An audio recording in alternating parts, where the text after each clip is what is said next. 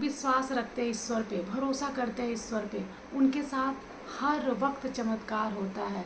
तो दोस्तों, अगर आप भी अपने जीवन में चमत्कार देखना चाहते हैं तो ईश्वर पे भरोसा रखिए, उन पे विश्वास करिए, फिर देखिए आपके जीवन में किस प्रकार से चमत्कार होता नजर आएगा और आपके जीवन में जो भी तकलीफ़ें रहेंगी किस प्रकार से खुशियों में बदल जाएगा। सभी लोग को जय श्री कृष्णा, राधे राधे। दोस्तों, आज का जो किस्सा है बहुत ही सुंदर किस्सा आपको सुनाने वाली हूँ, तो वीडियो को पूरा वॉच करिएगा और कमेंट बॉक्स में राधे राधे जय श्री कृष्णा जरूर लिखिएगा। दोस्तों, पटियाला की रहने वाली हैं शिखा। तो दोस्तों, शिखा बचपन से ही पहले मीरा का कैसेट आता था, उसी कैसेट को मीराबाई के बारे में देखा करती थी। मीरा की प्रेम कथा, मीरा की भी प्रेम कहानी, कृष्ण के प्रति जो प्रेम था वो सब देखा करती थी वो। तो उनको ये प्रतीत होता था कि मैं भी कृष्ण से उतना ही प्रेम करती हूँ जितना मीरा करती है। इसी प्रकार से बड़ी होती हैं, उसके बाद उनके मन में आता है कि मैं भी शादी नहीं करूँगी, जब शादी करूँगी तो कृष्ण से ही करूँगी, मैं कृष्ण की पत्नी बनूँगी। और कृष्ण की भक्त बन जाती है वो, कृष्ण की सेवा करती हैं, लड्डू गोपाल जी की सेवा करती हैं, पूजा पाठ करती हैं, उनकी भक्ति में लीन रहती हैं। शादी योग्य हो जाती हैं, उनके लिए एक रिश्ता आता है। वो शादी के लिए इसलिए हाँ करती हैं उस रिश्ते से कि क्योंकि उस लड़के का नाम होता है कृष्णा। अब शिखा के मन में ये आता है कि जब मैं इस लड़के से शादी कर लूँगी तो मेरा नाम हो जाएगा मिसेस कृष्णा, और इस लड़के का नाम है कृष्णा, तो हो सकता है कृष्ण का ही भेजा हुआ है। तो उस लड़के शादी कर लेती हैं, शादी हो जाती है, मिसेस कृष्णा बन जाती हैं। फिर उनको खूब प्यारी सी बिटिया होती है, बिटिया का नाम रखती हैं वृंदा। बड़ा खूबसूरत परिवार रहता है, शिखा कृष्णा वृंदा, खूब सुंदर सा परिवार रहता है। एक बार यूँ ऐसा होता है कि वो शरद पूर्णिमा यानी कि 21 अक्टूबर 2010 को जाती हैं वृंदावन बांके बिहारी जी के दर्शन करने के लिए। उनका कोई रिलेटिव वहाँ पे रहता है, तो पूछते हैं कि अब फिर कब आना होगा आपका। शिखा का कोई प्लानिंग नहीं था कि मुझे कब आना हो, लेकिन उनके मुंह से निकल जाता है कि अब आएंगे 21 नवंबर को। 21 नवंबर का दिन वो था जिस दिन शिखा का शादी का सालगिरह होता है। कोई प्लानिंग नहीं था, लेकिन जब उनके रिलेटिव पूछते हैं कि अब कब आना होगा तो उनके मुंह से निकल जाता है कि अब हम आएंगे 21 नवंबर को। फिर 21 नवंबर को ऐसा संयोग बनता है, फिर वो निकल लेते हैं वृंदावन। ये जाते हैं लोग 20 तारीख को, और उसके बाद से 20 तारीख को पहुंचते हैं शाम के समय, सुबह के समय जाकर के 21 तारीख को सुबह में वृंदावन जाते हैं बांके बिहारी के दर्शन करने के लिए, बेटी पति और अपने पति पत्नी बिटिया के साथ में। भीड़ बहुत ज़्यादा रहती है, पति पत्नी आपस में बात करते हैं कि हम लोग जहाँ जूते चप्पल निकाल रहे हैं यहीं पे मिलेंगे, क्योंकि भीड़ बहुत ज़्यादा है और सबके पूजा करने का अलग अलग तरीका होता है। कोई जल्दी निकल जाता है, कोई थोड़ा देर से निकलता है, भीड़ ज़्यादा है, कहीं लोग भटक जाएंगे, लेकिन हम लोग इसी जूता चप्पल के स्टैंड पे मिलेंगे। उसके बाद से साथ में लोग चल देते हैं, भीड़ बहुत ज़्यादा रहती है। वृंदा और वृंदा के पिता यानी कि शिखा के पति और शिखा की बेटी एक साथ भीड़ में आगे निकल जाते हैं और पीछे हो जाती हैं शिखा जब भीड़ में पीछे पहुंचती हैं, जब वो मंदिर के अंदर प्रवेश करती हैं, तब उस भीड़ में उनको कुछ भीड़ दिखाई नहीं देता है, सिर्फ उनको यही होता है कि मुझे बांके बिहारी के दर्शन करने हैं। जब उस भीड़ को चीरती हुई अंदर जाती हैं, उनको एकदम बिल्कुल बहुत ही सुकून मिलता है, बड़ा अच्छा अनुभव होता है।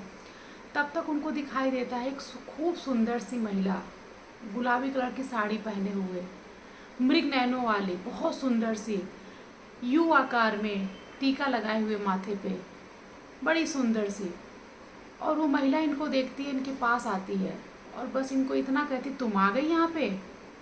तो ऐसा होता है कि जब हम किसी को नहीं पहचानते हैं, नहीं जानते, और कोई मेरे से इस तरह का बोलता है तो हम कहते हैं कि हमने नहीं पहचाना आपको। वो इशारा करती कि हमने नहीं पहचाना है आपको। और शिखा ये सोचती कि मैं तो इस महिला को जानती नहीं हूँ, लेकिन कैसे ये महिला मेरे से कह रही तुम आ गई यहाँ पे, मैं तो जानती नहीं हूँ। इशारा कर देती कि मैं नहीं जानती आपको, कौन है आप। फिर वो महिला इनके पास आती है और उनके हाथों में माखन मिश्री का भोग देती है, शिखा के हाथों में।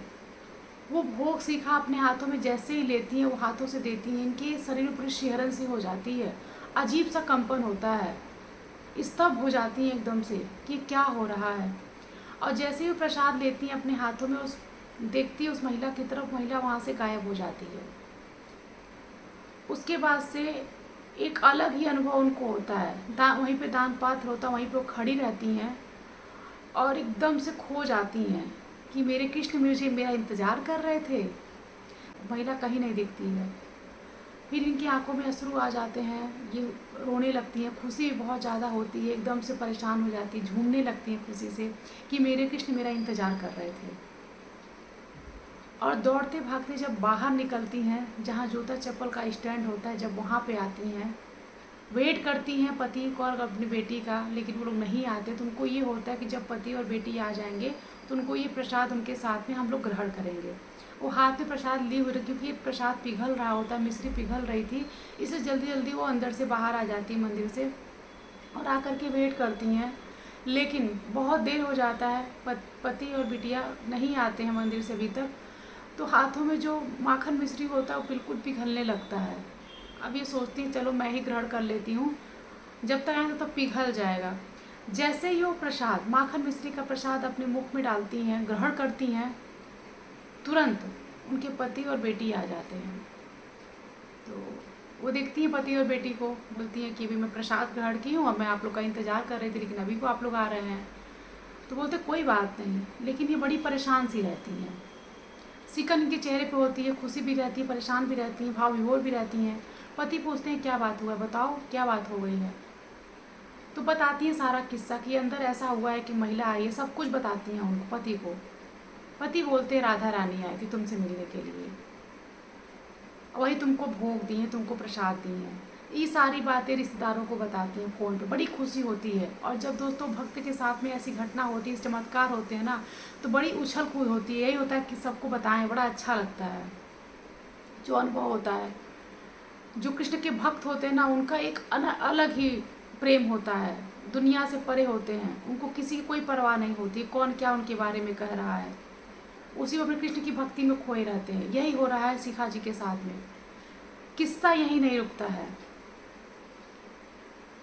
सब लोग तो कह देते कि राधा रानी थी, लेकिन शिखा कहती नहीं, उनका मन नहीं मानता है। वो यही सोचती नहीं, वो राधा रानी नहीं थी, क्योंकि उनके माथे पे यू आकार में टीका लगा हुआ था, और राधा रानी नहीं हो सकती, ये मेरे कृष्ण थे। अपने मन में ये बात कहती है, ये मेरे कृष्ण मेरे से मिलने आए थे, मेरा इंतजार कर रहे थे।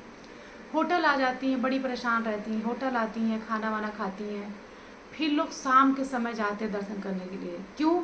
क्योंकि शिखा सुबह में अंदर जो चीज़ किस्सा हुआ था, वो ठाकुर जी के दर्शन नहीं की थी।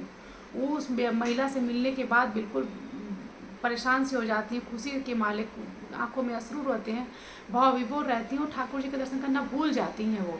इसलिए शाम को जाती हैं और बाकी बिहारी से कहती हैं, वो कहती हैं ठाकुर जी आप मेरा इंतज़ार कर रहे थे, कृष्ण आप मेरा इंतज़ार करते हैं और मुझे पता भी नहीं चला, ये अनुभव मुझे प्रतीत भी नहीं हो पाया कि आप मेरा इंतज़ार करते हैं। तो ये किस्सा यहीं नहीं रुकता है। ये लोग घर आते हैं और कुछ दिन बाद इनको पता चलता है कि ये प्रेग्नेंट हैं।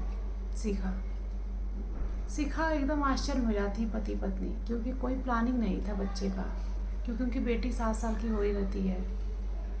कोई बच्चे की प्लानिंग होती है। उस वृंदा के साथ में बहुत खुश थे वो लोग, बच्चे का कोई प्लानिंग नहीं था। बड़ा आश्चर्य हो जाता है, फिर भी ये लोग खुश हो जाते हैं, इन खुशियों का स्वागत करते हैं।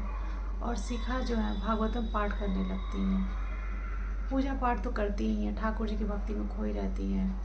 और शिखा जो है ठाकुर जी का आशीर्वाद मान के बहुत ही खुशी खुशी इस खुशी के पल को स्वीकार करती हैं और एक खुशी के आने का इंतज़ार करती हैं कि ये मेरे ठाकुर जी का आशीर्वाद है, मेरे कृष्णा का ही आशीर्वाद है, ये मेरे कृष्णा ही है ये। उसके बाद से समय व्यतीत होता है, सब लोग बोलते हैं तुम्हें बिटिया ही होगी, तुम्हें राधा रानी मिली थी ना वृंदावन में, तुम्हें बिटिया ही होगी। लेकिन शिखा के मन में जो था एक अलग ही भाव था, उनको ये था कि मेरे कृष्ण ही आएंगे, लेकिन वो किससे बता नहीं रही थी। धीरे धीरे 5 महीने हो जाते हैं, जाते हैं पति पत्नी सोनोग्राफी के लिए। सब लोग बोलते हैं नाम सोच लो, तुमको बिटिया ही होगी, नाम सोच लो क्या नाम रखना है। लेकिन शिखा तो सोच रखी होती हैं, क्योंकि भगवतम पाठ में हर जगह लिखा है वासुदेवा वासुदेवा। तो ये सोच लेती हैं कि जब मुझे बेटा हुआ तो मैं वासुदेव नाम रखूँगी। उसके बाद पति पत्नी जाते हैं सोनोग्राफी के लिए, वहाँ पे सोनोग्राफी होती है। उनके मन में ये चीज़ आ जाता है, कोई वो नहीं था कि मुझे डॉक्टर से जानना है, बस वो लोग इतना कहते, डॉक्टर से बस इतना बोलते हैं। जो डॉक्टर अल्ट्रासाउंड कर रही थी उनकी, तो वो शिखा बस इतना बोलती हैं कि बस मुझे इतना बता दीजिए मैडम कि ये हम लोग का कोई प्लानिंग नहीं था, पति पत्नी का कोई हम लोग का प्लानिंग नहीं था कि हमको बच्चा चाहिए, क्योंकि हम लोग अपनी बेटी में खुश थे। तो ये कब ऐसा हुआ, हमारा गर्भ कब ठहरा था, मुझे इतना तो बता सकती है ना आप। तो डॉक्टर ने बोला कि हाँ बता सकती हूँ। डॉक्टर बताती हैं कि आपका जो गर्भ ठहरा था 19, 20, 21 नवंबर के बीच ठहरा था। तो शिखा को, पति पत्नी को बड़ा आश्चर्य होता है कि इस समय तो हम लोग वृंदावन गए थे बांके बिहारी के दर्शन करने के लिए, और उस समय हमारा व्रत चल रहा था, यानी कि हम लोग मंदिर में थे, मंदिर गए थे, और वहाँ पे ऐसा कोई कुछ हुआ नहीं था कि हम लोग प्लानिंग करें कि हमको बच्चा चाहिए। और उस समय पे हमारा व्रत चल रहा था, हम तो ठाकुर जी की नगरी में थे, कृष्ण की नगरी में थे, और ऐसा कुछ हुआ ही नहीं था। तो ये कैसे हो गया? तब शिखा के मन में आता है वो माखन मिश्री का भोग, जो माखन मिश्री का भोग मुझे मिला था। तो शिखा ये जान जाती हैं ये जो बच्चा है, मेरे पूरे शरीर में सिहरन सी हो गई, ये जो बच्चा है ये श्री कृष्ण का बच्चा है, यानी कि श्री कृष्ण का बेटा है। ये माखन मिश्री का भोग जो था ये अपना रंग दिखा रहा था। ये कृष्ण का बच्चा है, बहुत ही एक अलग ही खुशी हो जाती है। उसके बाद कुछ समय बाद उनको एक बेटा होता है जिसका नाम रखती है वासुदेव। बड़ा खुशहाल जीवन जी रही है, बहुत ही कृष्ण की भक्ति में मगन। उनका विश्वास और भी प्रगाढ़ हो गया, बहुत विश्वास रखती है ठाकुर जी पे, उनका विश्वास और भी प्रगाढ़ हो गया। तो दोस्तों, अगर ठाकुर जी भरोसा जो लोग रखते हैं ना, जो लोग विश्वास करते हैं ना, उनके जीवन में चमत्कार ही चमत्कार होता है। बस भरोसा करिए तो शक मत करिए ईश्वर पे। दुख का समय तो रहता है, मन में कभी कभी होता है कि इतना पूजा करते, इतना पाठ करते हैं, विश्वास रखते हैं, फिर भी कहीं ना कहीं तकलीफें ख़त्म नहीं हो रही है जीवन से, तो यही आपकी शंका हो जाती है। जब हम ठाकुर जी की प्रार्थना करते हैं, पूजा करते हैं, ईश्वर के सानिध्य में हो जाते हैं ना, तो जो हमारे कुछ कर्म ऐसे होते पूर्व जन्म के, तो हमें बहुत जल्दी जल्दी काटने होते हैं, कट जाते हैं हमारे, और हमारे वो जो दुख के समय होते हैं सुख में परिवर्तन होने लगते हैं। तो विश्वास रखिए, भरोसा रखिए ईश्वर पे, आपके सारे कष्टों को दूर करेंगे, और आपके जीवन में हर पल हर वक्त चमत्कार ही चमत्कार होगा। बस ईश्वर के सानिध्य में रहिए, अपने कार्य को करते चलिए और ईश्वर के सानिध्य में रहिए, फिर आपके जीवन में किसी चीज़ की कमी नहीं रहेगी, और ना ही आपको कभी अकेलापन महसूस होगा। तो आशा करते हैं आज का प्रसंग आप लोग को बहुत अच्छा लगा होगा। तब तक के लिए सभी लोग को जय श्री कृष्णा, राधे राधे।